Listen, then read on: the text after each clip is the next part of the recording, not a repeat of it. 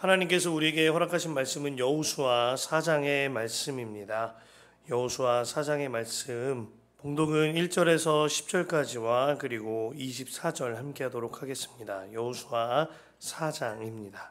제가 세 번역 성경으로 읽어드릴 텐데요. 가능하신 분들 합독하도록 하겠습니다. 온 백성이 모두 요단강을 건넜을 때에 주님께서 여호수아에게 말씀하셨다. 너는 백성 가운데서 각 지파마다 한 사람씩 12사람을 뽑아서 세워라. 그리고 그들에게 제사장들의 발이 굳게 선 그곳 요단강 가운데서 돌 12개를 가져다가 오늘 밤 그들이 머무를 곳에 두라고 하여라. 여호수아는 이스라엘 자손 가운데서 각 지파마다 한 사람씩 세운 그 12사람을 불러서 그들에게 말하였다. 주 당신들 하나님의 언약궤 앞을 지나 요단강 가운데까지 들어가서 이스라엘 자손의 지파 수대로 돌 하나씩 각자의 어깨에 메고 오십시오. 이것이 당신들에게 기념물이 될 것입니다.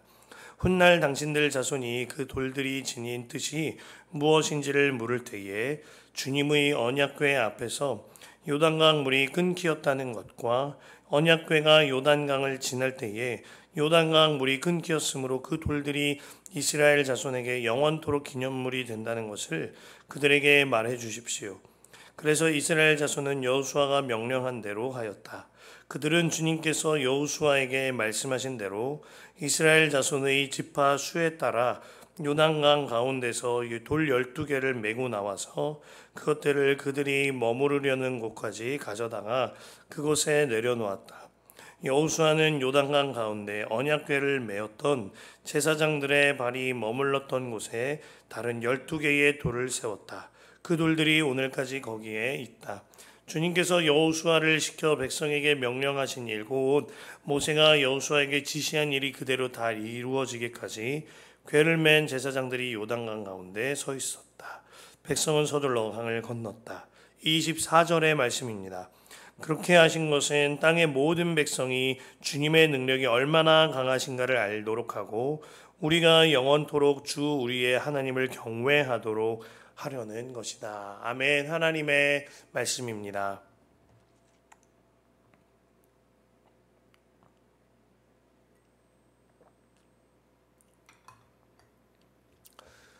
우리가 성경 333 프로젝트 함께하고 있습니다. 공동체가 함께 성경을 읽는 일은 너무나 귀하고도 복된 일인데요. 우리가 함께 새벽에 한 장을 붙들고 말씀 기도합니다. 그리고 일상을 살아가시면서 방금 읽은 이 한 장을 그쳐지는 것이 아니라 개인적으로도 읽고 묵상하시기를 바랍니다. 그 일이 새벽과 점심이 될 수도 있겠고 또 여러분들의 시간에 주어진 하나님이 허락하신 시간에 꼭 다시 한번 읽어보셔서 말씀으로 이끌림 받는 삶이 여러분들에게 이루어지시기를 축복합니다. 우리가 어제 요단강 도하의 사건이라는 아주 중요하고 뜻깊은 본문을 함께 나눴습니다. 홍해를 건널 때와 요단강을 건널 때에 이 두 사건에는 조금 차이가 있습니다. 홍해를 건넌 사건은 전적인 하나님의 은혜였죠. 하나님께서 홍해를 가르셨고 물이 벽이 되게 하셨으며 백성들은 드러난 마른 땅을 걷기만 하면 되는 것이었습니다. 헌데 요단강은 물이 범람했을 때에 제사장들이 먼저 그 발을 내디뎌야 했어요. 제사장들이 먼저 내디뎌서 그 내디딘 발이 물에 닿을 때에 하나님께서 물을 멈추게 하시고 마른 땅이 드러나게 하셨습니다. 홍해의 사건은, 홍해가 갈라진 사건은 우리의 구원을 뜻하기도 합니다. 우리의 영혼이 구원이 될 때 사실 우리 편에서 한 일은 아무것도 없습니다. 마치 뱃속의 아기가 산모의 힘과 출산의 과정을 통하여 뱃속의 아기가 세상에 나오게 되는 것과 같지요. 이처럼 예수님께서 우리를 구원하시기 위하여 십자가 위에서 해산의 그 고통으로 우리를 낳으셨어요. 우리의 모든 죄를 짊어지셨죠. 이것이 홍해를 통하여 우리가 깨달을 수 있는 예수님의 전적인 십자가의 은혜인 것입니다. 우리는 이 십자가 복음을 믿고 믿기만 하고 예수님을 바라보기만 하면 되는 것이에요. 그런데 요단강 사건은요, 이 홍해의 사건과 차이가 있는 거예요. 요단강 사건은 구원받은 성도가 사는 삶을 뜻하는데, 예수를 믿는 우리는 이제 언약궤를 맨 제사장들처럼 내 안에 계신 예수님과 항상 함께하는 삶을 살게 되어집니다. 그로 인하여 내 믿음을 사용하여 믿음의 걸음을 내딛고 순종으로 머물게 되는 거예요. 그렇게 믿음으로 사는 삶은 먼저 순종하는 삶인 거죠. 제사장들에게 주님이 그렇게 말씀하셨듯이 그렇게 먼저 믿음으로 순종할 때 주님이 역사하시는 겁니다. 그래서 예수님께서 이같이 말씀하셨던 겁니다.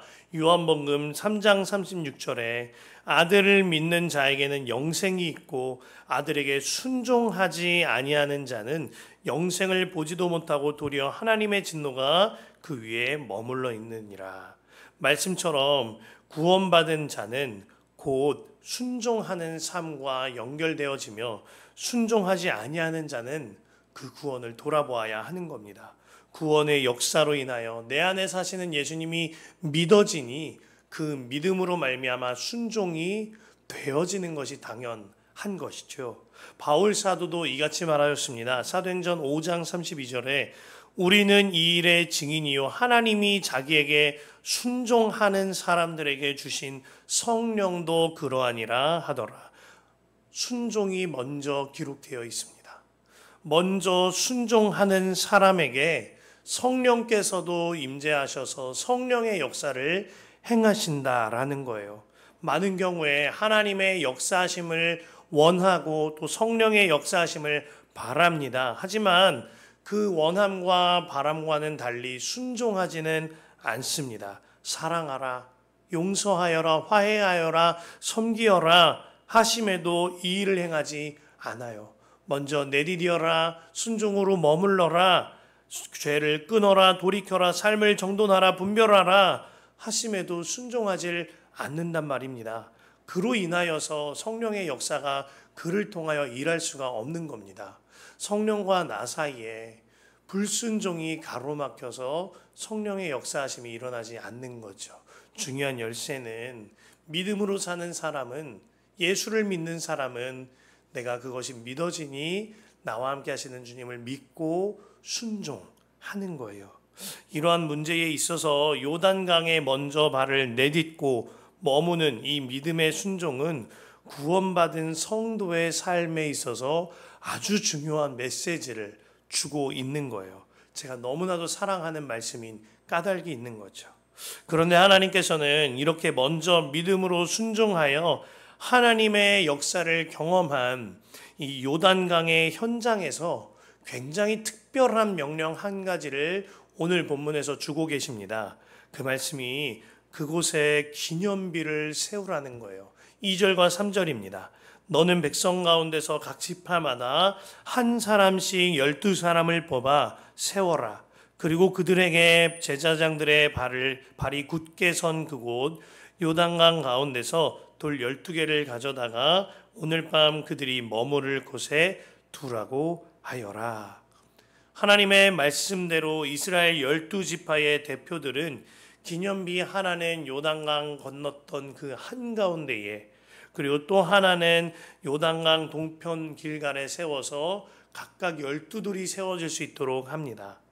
하나님께서 이처럼 요단강을 건넌 이 일에 관하여서 기념비를 세워라 하신 까닭이 있는 거예요. 믿음을 사용하여 순종함으로 말미암아 요단강을 건너게 하신 하나님, 그 하나님을 영원히 기억하라 하는 메시지가 있는 거죠. 이 믿음으로 사는 삶과 그 경험과 감각을 영원토록 기억하여라 하는 하나님의 메시지가 있는 것입니다. 그리고 그 메시지의 대상이 있는데 그 대상은 다음 세대였어요. 6절과 7절 보실까요? 이것이 당신들에게 기념물이 될 것입니다. 훗날 당신들 자손이 그 돌들이 지닌 뜻이 무엇인지를 물을 때 주님의 언약궤 앞에서 요단강 물이 끊겼다는 것과 언약궤가 요단강을 지날 때 요단강 물이 끊겼으므로 그 돌들이 이스라엘 자손에게 영원토록 기념물이 된다는 것을 그들에게 말해 주십시오. 특히 주님께서는 다음 세대에게 이 믿음의 유산을 전달하기 위하여 기념비를 세우라, 다음 세대를 위하여 기념비를 세우라 말씀하고 계신 거죠. 사람은 망각의 동물이라는 말이 있습니다. 또한 우리들의 믿음은 연약하죠. 그래서 바로 어제 주신 은혜도 금세 잊어버리는 게 우리들입니다. 엄청나게 큰 은혜를 받고 도전을 받아서 결단하고 나서 금세 시험과 환난이 닥쳐오면 하나님의 이 은혜를 잊어버립니다. 예배를 통하여 순종하리라 결단을 하고 마음을 굳게 먹습니다. 소그룹을 통하여 일을 나누고 기쁨을 누립니다. 그리고 그 자리에서 일어서면 잊어버리는 게 우리예요. 일상에 돌아가면 그로 인하여 이전과 똑같은 삶을 사는 게 우리들의 연약함인 거죠. 영적인 망각의 동물, 그것이 우리의 모습인지 모르겠습니다. 가까운 예를 들면요, 우리가 이틀 전 주일날 너무나 행복하고 은혜롭게 예배를 드렸어요. 정말 주님이 은혜를 베푸셨습니다. 또한 우리가 형제 자매 밴드를 함께 했는데요, 특별히 그날 중독에 관한 단원을 함께 나눴습니다. 자매 밴드에서 웃으시는 웃음소리가 본당에 가득 채워졌던 기억이 납니다. 형제들도 주님 안에 뜻깊은 나눔을 아주 잘했어요. 미디어에 대한 중독, 매너리즘, 여러 가지 내 삶에 묻어있는 중독에 관한 문제들을 실질적으로 나누고 고백하며 마음들을 결단했죠. 자, 그리고 이제 우리가 어제 하루를 살아갔습니다. 그 모든 중독이 완전히 다 끊어진 삶 사셨지요?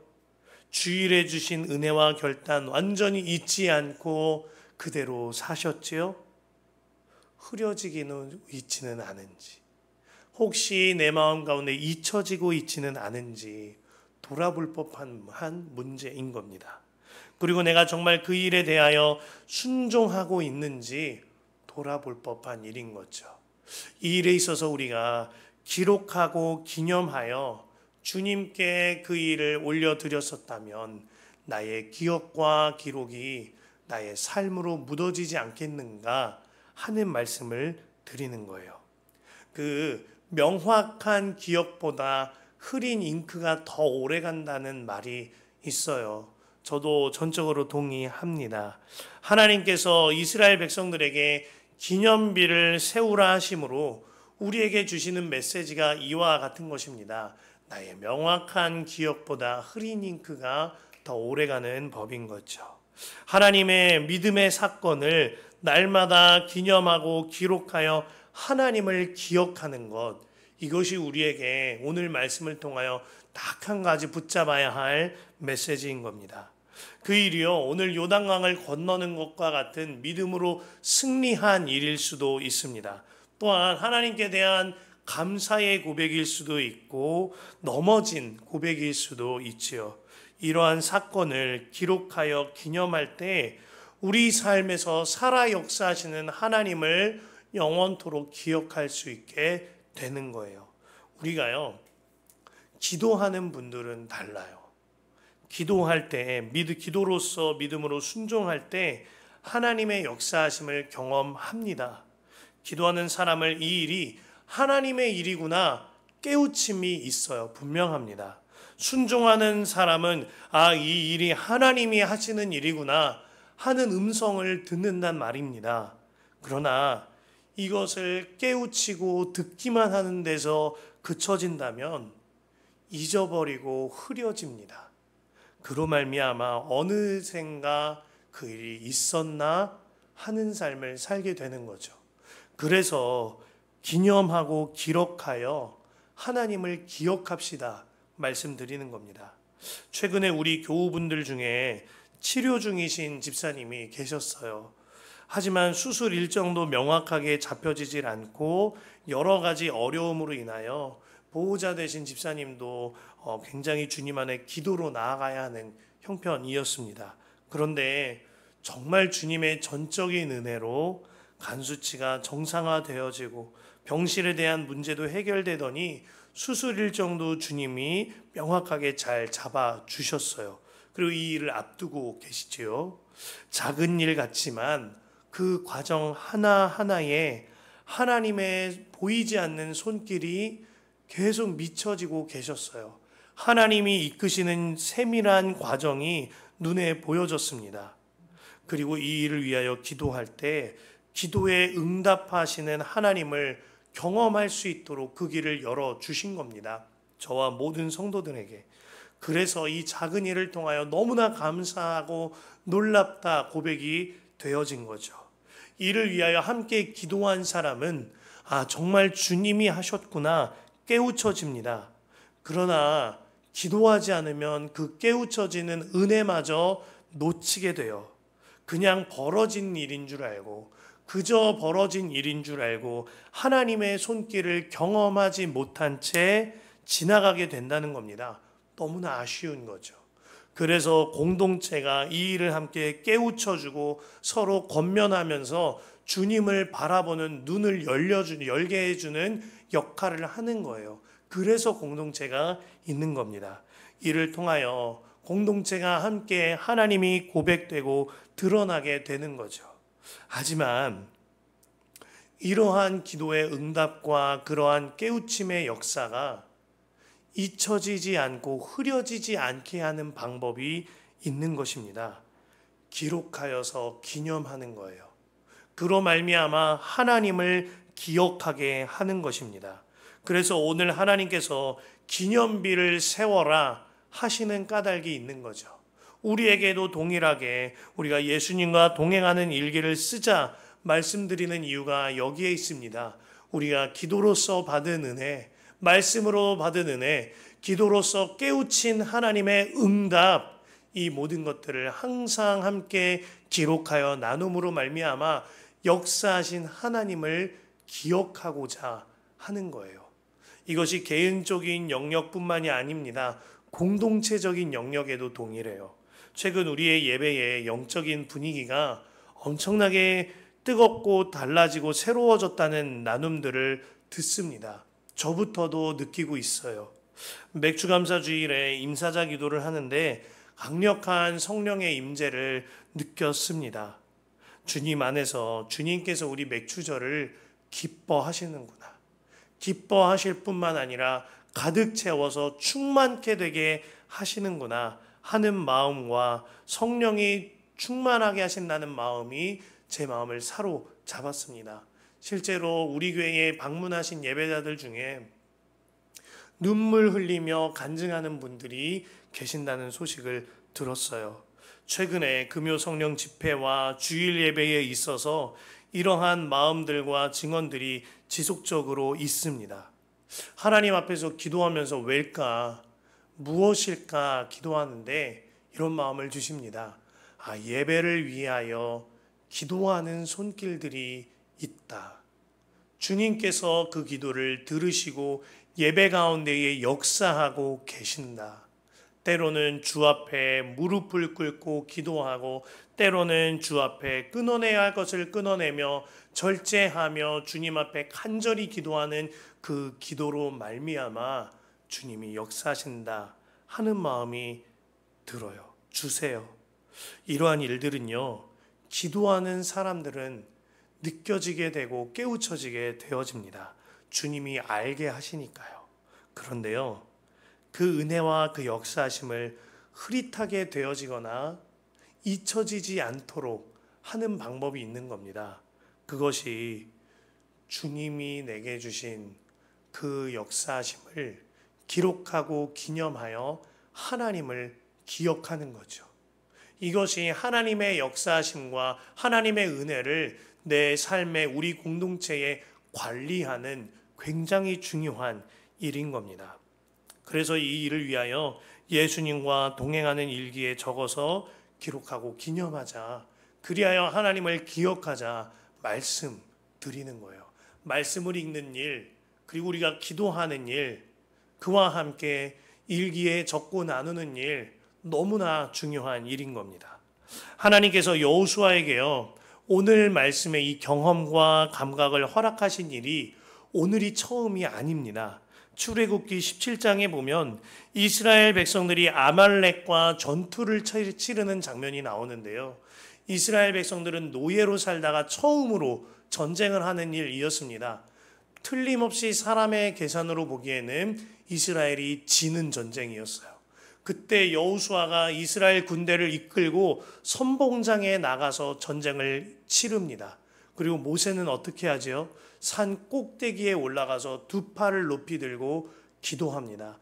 그 팔이 지쳐서 내려올 때면 곁에 있는 아론과 훌이 모세의 팔을 받쳐들고 기도합니다. 놀라운 건 모세의 팔이 올라가고 기도할 때에는 전쟁의 승리를 가져오는 듯 하다가도 그 팔이 내려가면 점점 기세가 밀리는 것이 눈에 보이는 거예요. 그때 아론과 훌로 인하여 끝까지 모세가 기도할 때 그 전쟁이 승리로 끝나요. 그 현장 가장 선봉장에 여호수아가 있었습니다. 그리고 이 전쟁을 승리로 마친 뒤에 하나님께서요, 모세에게 아주 특별한 명령을 하시는데 그것이 출애굽기 17장 14절입니다. 여호와께서 모세에게 이르시되 이것을 책에 기록하여 기념하게 하고 여호수아의 귀에 외워 들리라. 내가 아말렉을 없이하여 천하에서 기억도 못하게 하리라. 기도로서 전쟁에 승리한 이 역사를 기록하여 기념하라 하셨습니다. 그 대상이 누구지요? 여호수아예요. 여호수아입니다. 오늘 본문 6절 7절 다시 읽어드릴게요. 이것이 당신들에게 기념물이 될 것입니다. 훗날 당신들 자손들이 그 돌들이 지닌 뜻이 무엇인지를 물을 때 주님의 언약궤가 요단강을 지날 때에 요단강 물이 끊기었으므로 그 돌들이 이스라엘 자손에게 영원토록 기념물이 된다는 것을 그들에게 말해 주십시오. 기록하고 기념하여 기억하게 하는 대상이 명확한 거예요. 모세는 그의 다음 세대이자 다음 주자였던 여호수아에게 이 기록물과 기념물을 남겼어야 했어요. 그로 말미암아 하나님을 기억하게 하여야 했습니다. 그리고 오늘 본문의 여호수아는 그 다음 세대에게, 그 자손들에게 하나님을 기억할 수 있도록 기념물과 기록물을 남겨두게 한 것입니다. 여호수아는 모세를 통하여 기념하고 기록하여 하나님을 기억하는 이 일이 얼마나 중요한지를 배운 겁니다. 그래서 하나님께서 그 일을 행하라 하실 때 확신 있게 그 명령을 전한 것이죠. 누군가 저에게 사랑하는 자녀들을 위해 무엇을 물려줄 것입니까? 물어보신다면 주저없이 믿음을 물려주겠다 말하겠습니다. 그리고 그 믿음에 함께할 수 있도록 제가 기록한 설교문과 저의 예수동행 일기를 아이들에게 물려줄 거예요. 제 삶에 통과시키신 하나님의 말씀과 그대로 살려고 했던 저의 영적인 몸부림, 그로 말미암아 주로 살게 하신 삶, 그리고 그로 인한 굵직한 간증들이 저의 설교문에 기록되어 있습니다. 그리고 제가 일상 속에서 누렸고 때로는 무너졌고 저의 삶이 적나라하게 다 들어있는 주님과의 동행한 예수동행 일기, 그 분투가 제 예수동행 일기에 다 적혀 있어요. 제게는 아이들에게 물려줄 만한 물질도 재정도 아무것도 없지만 저의 영적인 유산을 물려줄 수 있는 거예요. 그래서 이를 위하여 날마다 기록하고 기념하여 하나님을 기억하고자 하는 것입니다. 사랑하는 성도 여러분, 여러분들께서 자녀를 위하여 또한 다음 세대를 위하여 기도하고 계신다는 소식 늘 듣습니다. 너무나 감사합니다. 한번 그와 동시에 기록하는 일에 마음 다해 보시길 바랍니다. 예수님과 동행하는 일기를 기록할 때 여러분들의 삶의 역사신 하나님이 기억될 것입니다. 무엇보다 자녀들에게 물려줄 영적 유산이 되는 거예요. 무엇보다 나의 다음 세대에게 물려줄 영적 유산이 되는 거죠. 하나님께서 우리에게 말씀하셨습니다. 기념하고 기록하여 하나님을 기억하라. 주님 안에서 이 말씀이 여러분들에게 실질적으로 이루어지게 되시기를 축복합니다.